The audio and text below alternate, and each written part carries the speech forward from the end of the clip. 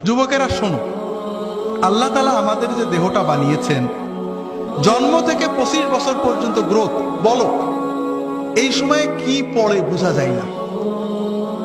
আর এই সময়ে যে ফুর্তি আনন্দ, এটা কোনো আনন্দ না, এটা অস্থিরতা। জীবন শুরু হবে 25-এর পরে। যদি 30 থেকে মৃত্যু পর্যন্ত জীবন পেতে চাও, মৃত্যু নয় জীবন, জীবন মৃত নয়, সত্যিকারের জীবন, যে জীবনে ফুর্তি থাকবে, কর্ম থাকবে, শান্তি থাকবে, এই রকম জীবন পেতে চাও, তাহলে আমার কথাটা একটু মন দিয়ে শোনো।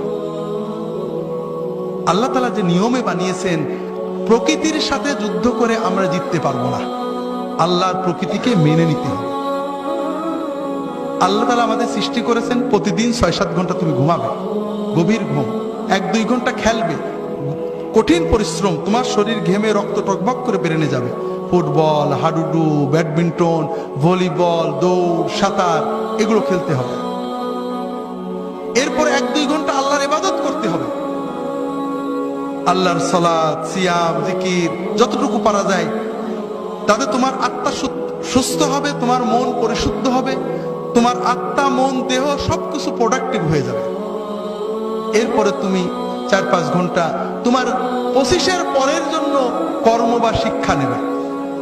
এইভাবে যদি তুমি চলো, তাহলে তোমার জীবন গতিশীল হবে, তোমার জীবন ইনশাআল্লাহ মৃত্যু পর্যন্ত সচল থাকবে।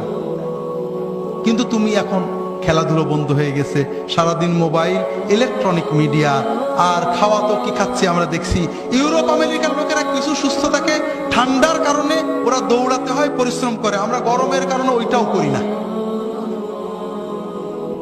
সারাদিন মোবাইল দেখছি, শুনছি, কানে ইয়ারফোন লাগিয়ে শুনছি, আমাদের কান চোখগুলো নষ্ট হচ্ছে। রাতে জেগে জেগে মোবাইল করছি, কথা বলছি, আমাদের ব্রেনটা ক্রেজি হয়ে যাচ্ছে, আমরা বুঝতে পারছি না, তবে আমাদের লেখাপড়া নষ্ট হচ্ছে। কিন্তু সবচেয়ে বড় ক্ষতি হলো অশ্লীলতা, ছবিতে অশ্লীলতা, গানে অশ্লীলতা, সিনেমায় অশ্লীলতা। এই যে কিছুদিন আগে কিং খান গান গেয়ে গেলেন, অশ্লীলতা ছিল না?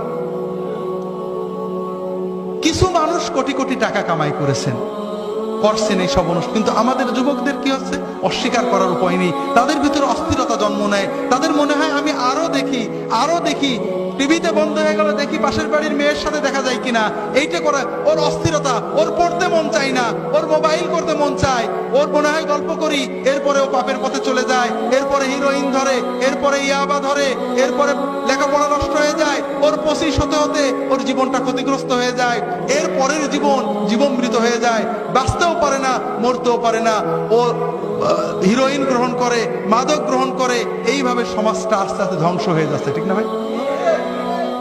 হাজিরিন, আমরা কি অবস্থায় আছি।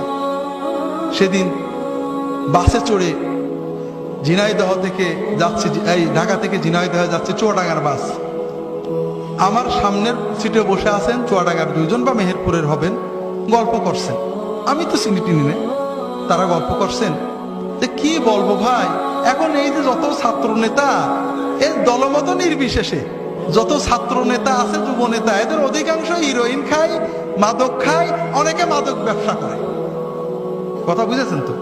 এটা কি উনি ভুল? উনি কিন্তু রাজনৈতিক নেতা, পরে বুঝলাম, যে কোনো দলের। তিনি বলছেন যে এরাই তো কিছুদিন পরে জাতীয় নেতা হবে। কথা বুঝেছেন তো? নেতা হইরা মাদক বিরোধী কনসার্ট করবে, মাদককে না বলুন মিছিল করবে, কিন্তু রাত্রে বাড়ি যে নিজে মাদক নেবে এবং মাদকের ব্যবসা করবে, ঠিক না? তাহলে আমরা কোথায় চলেছি? হাজিরিন, তোমরা শোনো বাবারা, যে যেখানে যাই যাক, তোমাদেরকে দুটো কথা বলি। প্রথম কথা হলো যে নামাজটা কখনো ছাড়বে না। নামাজকে যদি ধরে রাখতে পারো, ইনশাআল্লাহ নামাজ তোমাদেরকে ধরে রাখবে। সিনেমা হলে থাকো, গান শুনছিলে, টিভি দেখছিলে, ওয়াক্ত মতো নামাজটা পড়বে, পারলে জামাতে পড়বে। যে অবস্থায় থাকো, যদি জামাত ধরতে পারোনি কোনো কারণে, নামাজ জানো না, শুধু আল্লাহু আকবার দিয়ে নামাজ পড়বে। দাঁড়িয়ে আল্লাহু আকবার, আল্লাহু আকবার, নামাজ শিখতে থাকবে যতদিন শিখা পূর্ণ না হয়। দাঁড়িয়ে আল্লাহু আকবার, রুকুতে যে আল্লাহু আকবার, সেজদায় যে আল্লাহু আকবার, 10 বার 20 বার আল্লাহু আকবার দিয়ে সালাত আদায় করবে। এতেই সালাত আদায় হয়ে যাবে, তুমি পূর্ণ সওয়াব পেয়ে যাবে। হাজিরিন, আর মাদক অশ্লীলতা, এই দুটো পাপকে বিষের মতো পরিত্যাগ করবে, আলেম ওলামাদের সহবতে থাকার চেষ্টা করবে, জীবনটাকে একটু গুছিয়ে রাখার চেষ্টা করবে। আমার একটা ছোট্ট বই আছে সহি মাসনুন ওজিফা, এটা তো ওজিফা না, মূলত জীবনের বাগানটাকে সাজিয়ে নেওয়ার একটা ছোট্ট প্রক্রিয়া রাসূল সাল্লাল্লাহু আলাইহি ওয়াসাল্লামের সুন্নতের আলোকে। পারলে এটা কি করবে, তোমাদের এই যে অস্থিরতা দূর করবে। নামাজগুলো পড়বে, নামাজের পরে 2-5 মিনিট এই আল্লাহ রাসূল সাল্লাল্লাহু আলাইহি ওয়াসাল্লাম শেখানো জিকিরগুলো করবে। ইনশাআল্লাহ তোমার হৃদয়টা প্রশান্ত হবে, পাপ থেকে ফিরে থাকার শক্তি অর্জন করতে পারবে।